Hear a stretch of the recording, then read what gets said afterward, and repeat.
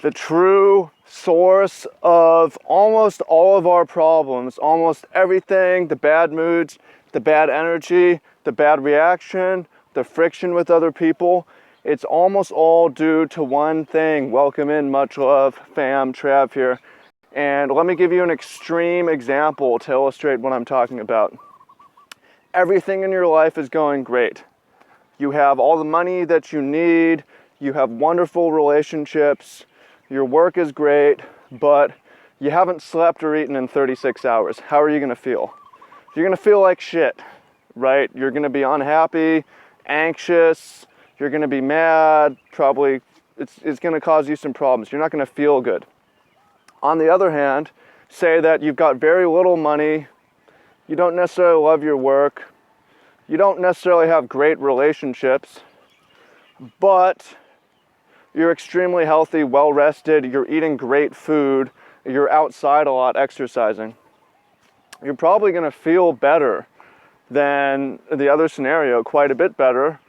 You're going to wake up feeling good, despite all your every other circumstance being worse. So what I'm getting at, and this is really interesting and hard to manage, is the true cause of so many of our issues is in our own physiology, it's in our own heads, it's in our own bodies. This is not entirely true. I mean, it's generally. So let's deal with the exceptions.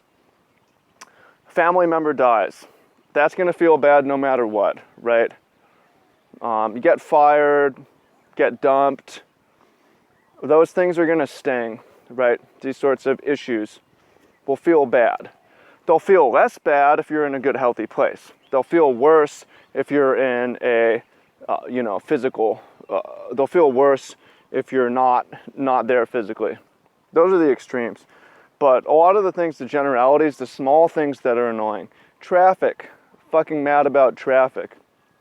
Coworker or person close to you is this annoying habit. It's grating on you. Or that sort of a thing, these minor things. What are some other examples? I don't know, physical pain, bad knee. It could be you're annoyed with the content of your work or your manager or employee or et cetera, et cetera. A lot of these minor things, obviously they're real things that should be addressed and can be improved for the most part. Some of the time, not even. It's like, where is this coming from? Why do I feel this negativity about this thing that normally doesn't bother me? Normally it's not an issue, but right now I'm mad about it. That's a clue that it's physiological, and it can be caused by a lot of things. This is something that I've been working on and something that I've been trying to share a lot, in my past week, I have been dealing with irritability in myself about things. And I noticed that it was happening especially in the evenings, especially when I didn't get a good night's sleep the night before. When I started to, in the past couple of nights, got better sleep, look back at that behavior, and I'm like, there wasn't really a problem there. It was manufactured, it was a physiological problem. My body is trying to create a better environment for me to sleep and be healthy. Right? There's an example. And there's lots of examples. It's not just sleep, it's sunshine. Fucking depressed in Seattle in the wintertime. Why is that? When everything else is going well. Not enough sun, not enough vitamin D, right? Another example. Hangry, getting hangry. You can relate to this, getting mad over absolutely nothing because you're cranky and hungry and tired. I get that. It's an issue. So what can you do about this? What's the solution? Well, first of all, it's good just to be aware that so much of these problems, most people never turn inwards. Most people are external. It's that person, it's the traffic, fucking Amazon brought too many people to Seattle, ruined my city. Fuck the government, you're all making my life worse. Most people are like that. If we're internal and I'm cranky at this other shit because of probably I could take better care of my body so that I'm in better moods.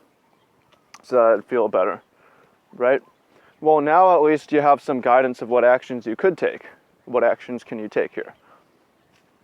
You can, well, one is try to prioritize health higher. It should be the very bottom base of your pyramid that all other things are built off of.